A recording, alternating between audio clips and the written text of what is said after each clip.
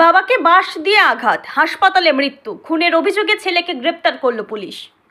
পিতৃ হত্যার অভিযোগে গ্রেপ্তার হলেন এক যুবক। মদ্যপ অবস্থায় তর্কাতর্কির জেরে বাঁশ দিয়ে মাথায় আঘাত করে বাবাকে খুন করার অভিযোগ উঠেছে ছেলের বিরুদ্ধে। ঘটনাটি মালদা জেলার গাজল থানার অন্তর্গত সলাইডাঙ্গা অঞ্চলের ইদাম গ্রামের। মৃতের নাম গণেশ মণ্ডল, বয়স 56 বছর। অভিযুক্ত ছেলের নাম অজয় মণ্ডল, বয়স 34। স্থানীয় সূত্রে জানা গিয়েছে, গত বৃহস্পতিবার রাতে পারিবারিক কোনো বিষয় নিয়ে বাবা পুত্রের মধ্যে তুমুল বচসা শুরু হয়। অভিযোগ, সেই সময় অজয় মণ্ডল মদ্যপ অবস্থায় ছিলেন। বচসা চলাকালীন হঠাৎ উত্তেজিত হয়ে গিয়ে সে একটি বাঁশ তুলে নেয় এবং সজোরে বাবার মাথায় আঘাত করে।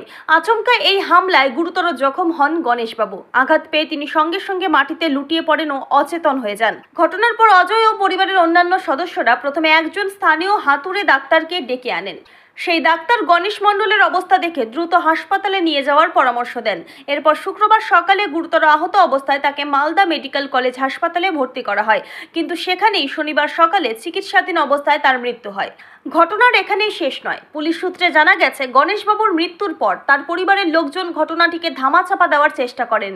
হাসপাতাল কর্তৃপক্ষকে ভুল তথ্য দিয়ে মৃতদেহটি বাড়িতে নিয়ে যান এবং তড়িঘড়ি সৎকারের উদ্যোগ নেন, কিন্তু ঘটনাটি পুলিশ প্রশাসনের কানে পৌঁছতেই গাজল থানার পুলিশ ব্যবস্থা নেয়। দেহ সৎকারের আগেই মাঝপথে তা আটক করে এবং ময়নাতদন্তের জন্য পাঠানো হয়। ময়নাতদন্তে স্পষ্ট হয়ে যায়, গণেশ মণ্ডলের মৃত্যু স্বাভাবিক নয়। মাথায় গুরুতর আঘাতজনিত চিহ্ন পাওয়া যায়। এরপরই গাজল থানার পুলিশ অভিযুক্ত অজয় মণ্ডলকে গ্রেপ্তার করে। তার বিরুদ্ধে ভারতীয় দণ্ডবিধির একাধিক ধারায় মামলা রুজু করা হয়েছে। এই মর্মান্তিক ঘটনাটি ফের একবার সমাজের সামনে তুলে ধরল পারিবারিক সহিংসতা ও মাদকাসক্তির ভয়াবহ চিত্র। সমাজবিদরা মনে করছেন, পারিবারিক স্তরে সচেতনতা ও মানসিক স্বাস্থ্যের উপর জোর না দিলে এ ধরনের ঘটনা ভবিষ্যতেও ঘটতে পারে। বাড়িতে মারা হলো, মাথায় বাড়ি মেরে আঘাত করেছিল। আঘাত করা কি দিয়ে মেরেছিল? মাথাতে? ওই বাসের হুলকা দিয়ে। কেন মারলো? মদ খেয়ে আসছে, বিতর্ক করেছে। ওর বউ বাড়িতে নেই। ওর বউকে মাঝে সাথে নিতে যেতে বলে, যায় না এরা, আমরা যাবো। ওর বউকে আবার হাত ভেঙে দিয়েছিল মেরে। তারপরে আমি পরস্পর শুনলাম যে এরকম ওর ছেলে অজয় সরকার। কি নাম? অজয় সরকার। তারপরে শুনলাম যে হসপিটালে নিয়ে গেছে। হসপিটালে গিয়ে কোন হসপিটালে? মালদা মেডিকেলে। তারপরে মেডিকেলে ওই 9টার দিকে মারা যায়। মারা গিয়ে আমার তার আগেই 3.5 বছর আমার গিয়ে ওকে ধরে নিয়েছে। নিয়ে আসার পরে আমরা অপারেশন করলাম যে হ্যাঁ সত্যি মারা গেছে। তারপর ডিস্ট্রিক্ট হসপিটাল ট্রান্সফার করে দিয়েছে, মানে ইলিশ দিয়েছে যে ডেট হয়ে গেছে। ওখানে মিথ্যা কথা বলেই ভর্তি করা হয়েছিল যে মোটর সাইকেলে অ্যাক্সিডেন্ট হয়েছে। গ্রামবাসী সবাই জানে যে মাথায় বাড়ি মারা হয়েছে। এই পর্যন্ত এখন থানায় আছি। থানাতে নিয়ে এসছে, মানে বাড়ি নিয়ে যেতে চাইছিল, বাড়ি পর্যন্ত পৌঁছাতে পারিনি। থানার পুলিশ দিয়ে অর্ধেক কাটাতে ধরে নিয়ে এসছে। না হয়নি, এখন পোস্টমর্টমে পাঠাচ্ছে। এখন পোস্টমর্টমে পাঠাবে? মার্ডার করা হয়েছে।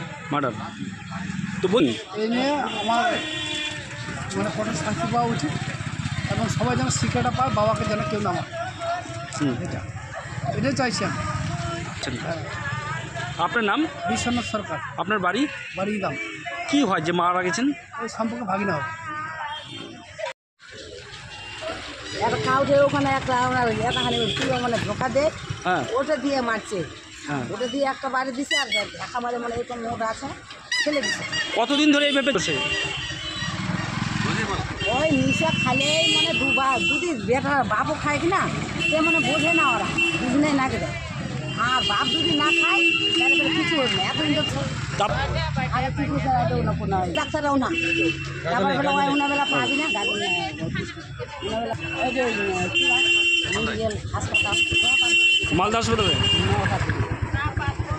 হ্যাঁ, সারা দিয়ে দাও। সারা দিবার মতো স্বামী গেল, বেটাও যাও সারা দিবার, মুই আর ঢুকম না, এখন আর ঢুকম না। সাদা দিবে না কি করবেন, মুই আর চাহ না। বেটা বলে মুই আর বাস ঢুকম না, আর ঢুকমই না। যে মারা গেছে আপনার কি হয়? স্বামী হয়। স্বামী? হ্যাঁ। আচ্ছা, আর বলছি যে মেরেছে সে কি হয়? বেটা। বেটা কি নাম? বেটা অজয়। বয়স 30 বছর না কত? 35। হাতুড়ি মণ্ডল। হ্যাঁ, হাতুড়ি মণ্ডল। ভাদুরী মণ্ডল। আপনার বয়স? 8 বছর হয়নি, 50 55 বছর।